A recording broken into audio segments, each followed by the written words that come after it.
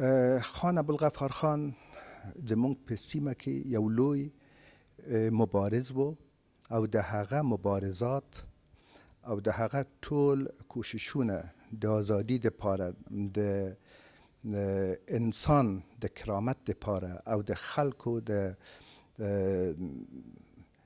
کرامت او حقوق دپاره پر عدم خشونت فلسفه باندې ولاړ و او هغه خپل په ټولو مصایبو سره په زندانونو کې په بندیخانه کې په ډیرو مشکلاتو سره مخامخ شو مګر د خپل فلسفه چې هغه عدم خشونت و تر مرګه هغه فلسفه ته وفادار و او د پاچا خان نوم زمونږ په سیمه کې یو ابدي نوم ده. د پاچا خان او د عدم تشدد فلسفه زمونږ په سیمه کې او زمونږ په هیواد کې د هغه له وخته تر اوسه پورې خپل اغیزه لري او باید چې په راتلونکي کې هم مونږ د پاچا خان تعلیماتو ته او د عدم تشدد فلسفه ته خاص توجه وکړو. خان عبدالغفار خان په کلک عزم، یووالي، خدمت، خپل منځي مینې، لورینې او پیرزوینې باندې ټینګار کاوه او تل به یې ویل چې پوره وي او که سپوره خو د ټولو لپاره د یو شان وي. داسې خدایي خدمتګاران په حقیقت کې کولی شي د پښتنو ډېرې ستونزې حل کاندي، لکه په ولسي جرګه کې چې د کابل د خلکو استازی ډاکټر رمضان بشردوست وایي. در واقع من مدتها نسبت به شخصیت خان عبدالغفار خان توجه خاصی نداشتم.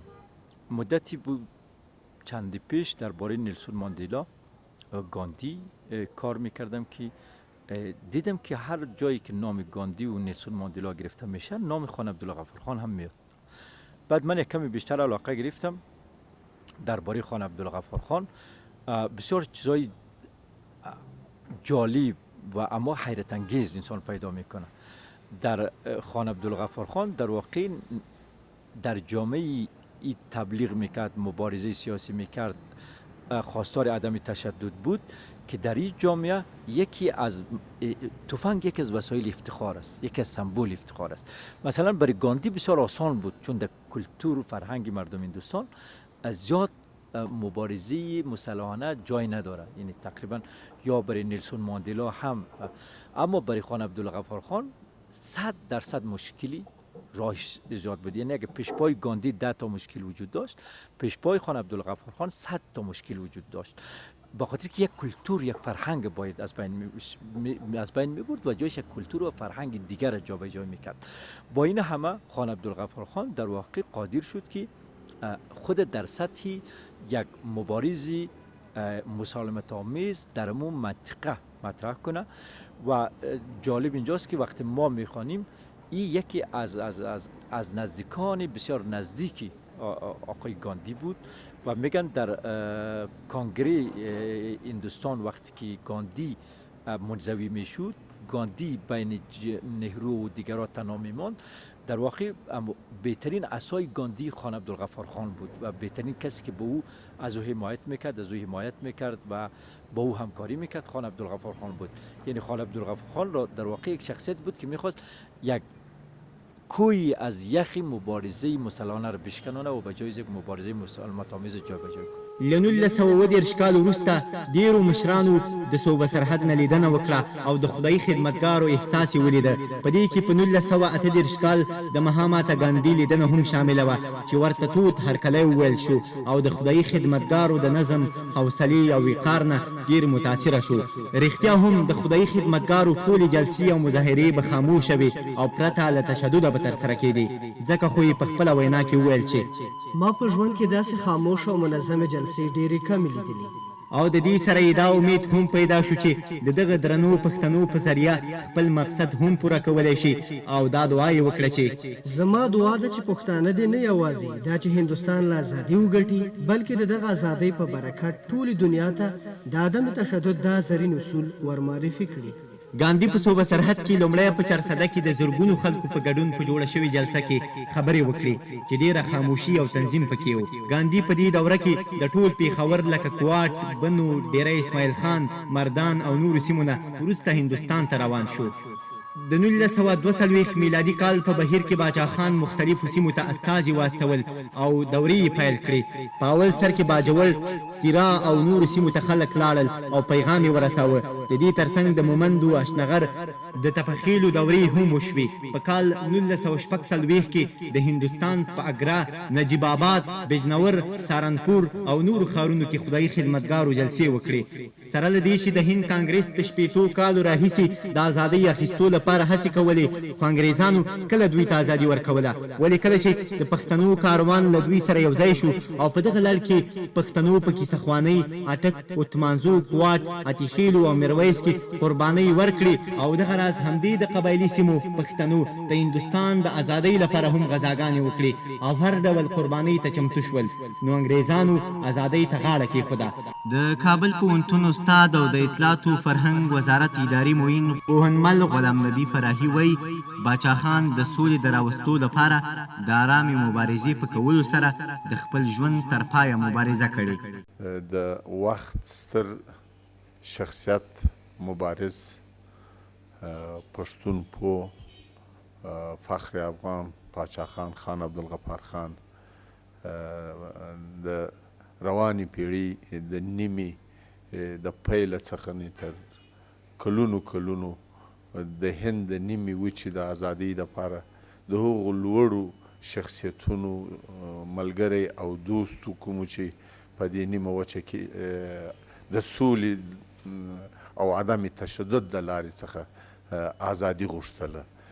دی د ګاندي و عبدالکلام د نږدو همکارانو او دوستانو څخه د مبارزې د جد و جهد د هند نیمه وچه ودې ته راوبلل تر څو دا ملیتونه او قومونه د خپلې ازادۍ دپاره بیرغونه اوچت کړي او پورته سي و ازادي واخلي، چې همداسې وسوه. د تپ و تلاش و جد و جهد په نتیجه کې دغو هیوادونو د انګریزانو څخه خپله ازادي واخیستله. یو دوې نقطې نورې ښې نقطې چې سړی بحث پر کولی سي هغه د پاچا خان او د هغه وخت د سیالو ملګرو دوستانو د عدم تشدد مبارزه وه. دا موږ ته دا راښیي چې پاچا خان په مجموع کې ټول پښتانه، چون دی د پښتنو یو لیډر و، یو مشر و، دا وی د تشدد طرفداره خلک نه وه، دا وی د سولې طرفداره وه. دا دوی خلکو خپلو اهدافو ته د رسیدو دپاره یوازې او یوازې د سولې لاره غوره کړې وه، نه د جنګ لاره، بلکې دوی سیاست کاوه، مبارزه یې کاوه او غوښتل یې چې د ازادۍ تر سرحده د ملیتونو، قومونو او خلکو ازادۍ ترلاسه کړي، خو د سولې له لارې څخه. بله نقطه د دوی خپل د خدایي خدمتګارانو د تحریک ایجاد. دا یوه ډېر مهمه او عمده نقطه ده چې په همهغه وخت کې خدایي خدمتګارانو هم په دې لاره کې ډېر کوششونه وکړه. د دوی هغه ستر ارمان په خاطر باندې تپ و تلاش وکړه، زحمتونه یې ایستل، چې وروسته دا مسایل په ډاګه سول چې د پاچا خان او د بهرني او داخلي دوستانو د کار په نتیجه کې هغومره لوړې لاسته راوړنې لاسته راغلې چې نن د پاچا خان د عدم تشدد پر مبارزې باندې ټول پښتون قام ویاړي. د انګریزانو په لمسون خان عبدالغفار خان ته ګڼې ستونزې پیدا شوې. غفار خان یوازینی شخص و چې په سوله ییزه او صبرناکه شکل یې ارامه مبارزه کوله. د ده مبارزه د دې سبب کېدله چې د هر چا په څنګ کې ودرېږي او د کانګرس سره په درېدو یې صوبه سرحد ته ځانګړی مقام وباښه. باچا خان د صوبه سرحد په شاوخوا 1500 لویو او وړو قریو کې وګرځېد. د خلکو سره یې د عدم تشدد او ازادۍ خبرې او مرکې وکړې. افغانستان ته د مهاجرت پر مهال هم په ډېرو لرو پرتو کلیو او ښوونځیو کې خلکو سره لیدنې او کتنې وکړې او خپل پیغام یې ورته ورساوه. خان عبدالغفار خان نه یوازې د عدم تشدد فلسفې ته په کار کولو ځان بوخت کړ بلکې د خلکو د ویښولو لپاره په یو لړ ادبي هڅو یې هم لاس پورې کړ. له لومړي بند راوروسته یې په کال 1928 میلادي کې د پښتون په نامه یو رساله رامنځته کړه چې د نړۍ په ګوټ ګوټ کې د پښتنو په منځ کې د پوره علاقې وړ وګرځېده او خورا ډېر مینوال یې پیدا کړل. لوی او وړې ادبي جلسې او مشاعرې جوړې کړې او دغه دود یې پښتنو ته پرېښود. د ژوند په وروستیو برخو کې 2 کتابونه تالیف شو چې یو یې زما ژوند او جد و جهد او بل یې د باچا خان لیکونه دي چې د هیواد نوموتی استاد عبدالله بختاني خدمتګار په هڅو د چاپ په ګاڼه وسولل شوي دي. دلته دومره ویلی شو چې خان عبدالغفار خان نه یوازې د پښتنو بلکې د ټولې نړۍ وګړو ته د عدم تشدد د فلسفې پیغام رامنځته او د هند نیمې وچې د ازادۍ په اخیستو کې ستر رول ولوباوه. نن ورځ بابا نشته ولې د عدم تشدد فلسفې د نه تعقیب او تطبیق له امله پښتانه تروریستان یادېږي، پښتانه القاعده او پښتانه ویراچونکي یادېږي. په اخره کې دا وایم ای د وخت واکدارانو او د پښتون ولس بیداره مشرانو، راځئ د هغه نړۍ د جوړولو پسې شو چې باچا خان یې د جوړولو هیله درلوده، هغه چې د ظلم، ستم، تشدد، بدبینۍ، بې اتفاقۍ، تجاوز، نادانۍ او د ناچارۍ نه خالي وي. راځئ چې په خپلو سیاسي، ټولنیزو او ادبي هڅو سره نړۍ ته وښیو چې پښتو د مینې، محبت، عدم تشدد، ورورۍ، پیرزوینې او یووالي نوم دی او دا هم ورته ثابته کړو چې پښتون ترهګر نه دی، دا ځکه چې روانه جګړه پر موږ نورو تپلې. فرق ډیر وي په عمل او په وینا کې، فرق ډیر وي په عمل او په وینا کې، پښتانه به څوک خطا نه کړي په دا کې، بې خدمته چې څوک مینه د قام غواړي، په هوا باندې مرغان نیسي هوا کې، پښتانه د ایمان پر رڼا ویني، د عمل تختی په غاړه د هر چا کې، سپین مشال فخر افغان ورته روښان که پښتانه به همیشه درومي رڼا کې، دومره پوهه یې په خپل قام کې پیدا کړه، فرق کولی شي دجال او په عیسی کې. خان عبدالغفار خان د لوی حوصلې او لوی صبر خاوند و، تل به یې نورو ته په حوصلې توصیه کوله، سره له دې چې شاوخوا 15 کاله یې بند تېر کړ خو له خپلې مبارزې وانه اوښت او تر مرګه یې دغې مبارزې ته خلک وهڅول.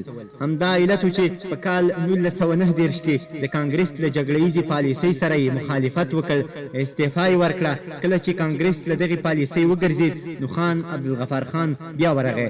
عبدالغفار خان د موقف او هوسا ژوند هیله نه درلوده، په دې توګه یې د کانګرس د ریاست وړاندیز هم نه دی منلی. او ما درته وایي چې تاسو نه دا طاقت درکړی دی، دغه طاقت هم په بل قوم کې نشته دی. خو افسوس خبره دا ده، افسوس په دې دی چې خدای موږ له کوم طاقت راکړی دی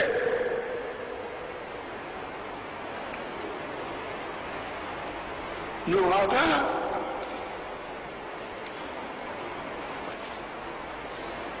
طاقت